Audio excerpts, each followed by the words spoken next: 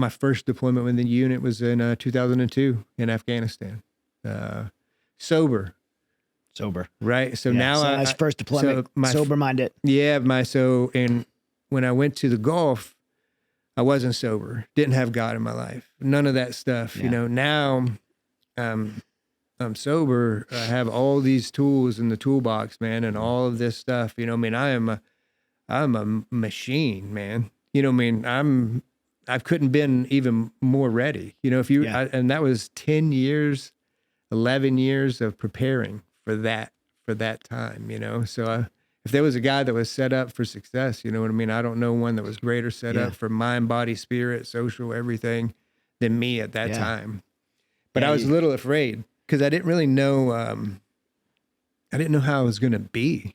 The last time that I had kind of touched that kind of aggression and violence and stuff was whenever I was not sober. You know what I'm saying? Like, hey, am I going to be a monster? Am I going to go too far? Am I going to all these other tendencies? Because I've been a violent dude my whole life. You know what I mean?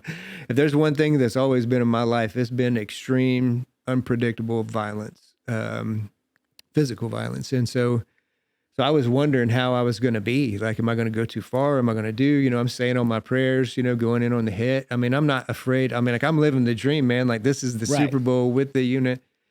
And I don't know if I don't even remember if I told that story on Sean Ryan, like broke my nose, break my nose before the mission even happens. This is the first mission? Yeah, first mission, man. Yeah.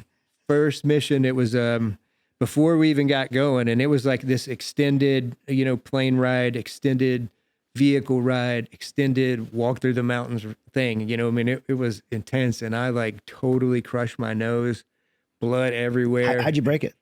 So there was it was a thing that goes in the back of trucks. You know what I mean? It was like a 2x4. So it was just a thing for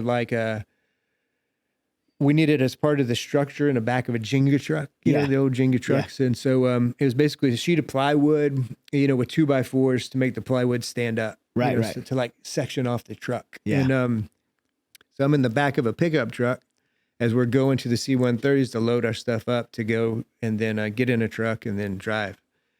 And so I'm holding it. I'm probably the best shape I ever was in my life. I was 32 years old, unbroken, beast. And I'm like half the man I used to be, you know what I mean? I don't mean that negatively, it's just the truth. And uninjured, you know what I mean? No injuries. And so I'm like holding this thing down in the back of the pickup truck, and we're going out to our C-130 to load up.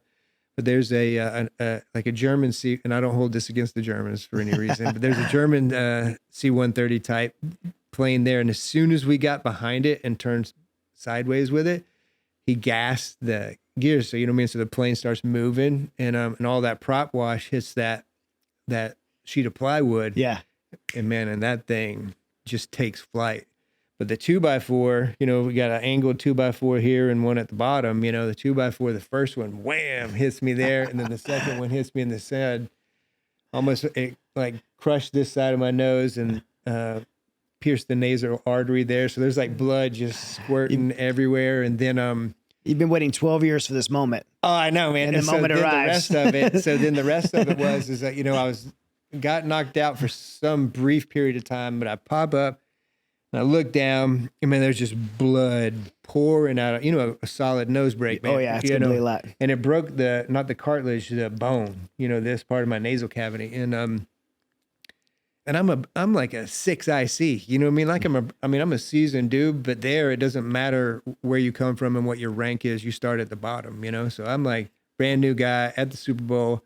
Like there's no way that this just happened, and my 2 IC comes around the corner, and I'm thinking that the blood is just coming out of my nostrils, so I pinch it off, and he walks around the corner, and I'm like, I'm good. Because I'm going on this mission. You know what I mean? I don't care what. But what I didn't know is my nose, the artery was cut right here, and it's just like shooting blood out from the side. And I'm like going, I'm good. He's like, no, you're not.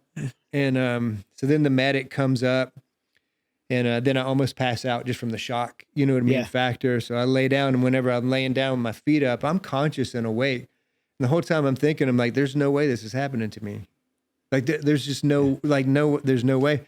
Like dude's grabbing my shotgun, another guy's grabbing my charges, and I'm just like, there's no way that they're getting on the bird because it's happening. And so finally, I kind of about a minute later, the shock settles and I'm good. I stand up. I'm like, hey man, I'm good to go. We had this old PA that was with us, gray haired dude, you know what I mean, been around the unit forever, and he comes up, and the medic was my buddy that I'd gone through the course with and stuff. And he's like, bro, I don't know, man. Cause it was like a big endeavor we were getting ready to take on. Can you say what the mission was, or? It was a kill capture. Okay. That ended up being just a capture mission. And at that time, '02 time frame. So we're still going after, bin Laden and all of that stuff like everybody else guys, was. Yeah. Up in the mountains. And so the old guy, PA, he comes and looks at me, just old crotchety dude. He's like, you all right? I'm like, hell yeah, I'm all right. And he's like, okay, go ahead, get on the bird. So then I got on the bird and I'm like grabbing my shotgun back, getting my stuff. I'm all pissed off. Like, you're just going to leave me. And so anyway, went on. That was my first mission. So it was nothing crazy. For me, again, that was my first time in combat. You know what I mean? Like really. And, as far as hands-on, a little bit of shooting. And the coolest thing in the world for me, man, it was like I can't describe how relieved I was, man, as I was professional. Like, cause I had those fears of, am I going to go too far, be too violent? Am I, you know what I mean? Cause that's what I thought would end up happening just based off my past. And, and it wasn't, man. Like, I was super professional. Was the composure? Like man. From the training, from the experience, it was just like we had trained for. Again, we trained so hard for so long, for this. I mean, I was jazzed up, I wasn't like a super cool kid, you know what I mean? Like, I had emotions I had to manage, going in, but it was just like the training, and we trained so hard before it was easier than the training, that what was happening. And even though it was real life, and but there was people, there was combatants and non-combatants and people grabbing your muzzle, you know what I mean? And everything I did was appropriate, violence when violence was needed, no violence when it wasn't needed, and man, that was like a huge relief. It's like, okay, man, I can do this. Was this a jump? What's that? Was it a jump?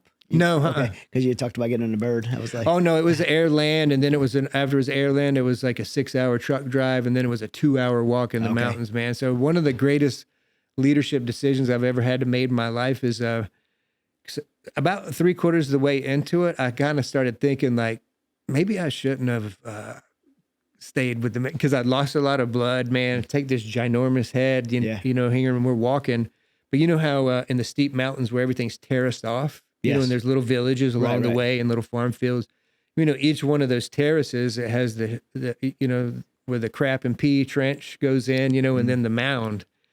And then, and then there's another drop off for the next little part of the village. And all the guys, we were, covert going in, not waking up the village. And everybody was walking on that mound, and my balance was not really okay because of the headshot, And so I'm like, do I walk on the mound and maybe fall down and compromise the whole mission and my guys, or do I walk in the shed trench, And so it was, so I walked in the trench, you know what I mean? So I wouldn't fall off. So it was, but yeah, it was, but that was my first mission, man. And it was, I was living the dream, man. I spent my whole career. I was a super lifer from the beginning, man. You know what I mean? Like, I was going to do 30 years and all that stuff.